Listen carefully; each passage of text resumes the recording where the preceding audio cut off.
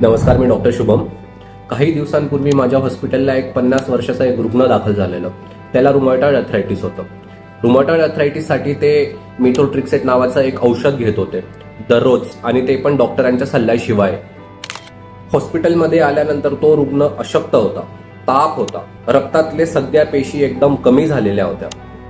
तपासणीत bone marrow depression आढळलं आणि त्याला सिव्हिअर इन्फेक्शन झालेलं. आम्ही सर्व प्रयत्न केले, ICU मध्ये ऍडमिट केलं, पण तो वाचू शकला नाही. मिथोट्रिक्सेट हे खूप ताकदवान औषध आहे. ते आठवड्यामधनं फक्त एकच वेळेस घ्यायला पाहिजे. माझा एकच संदेश: स्वतःहून औषध घेऊ नका. डॉक्टरांचा सल्ला आणि योग्य डोसेज घ्या. औषध वाचवतात, पण तेच चुकीचं घेतल्यानंतर तेच जीव घेऊ शकतात. जाणून घ्या आणि सुरक्षित राहा.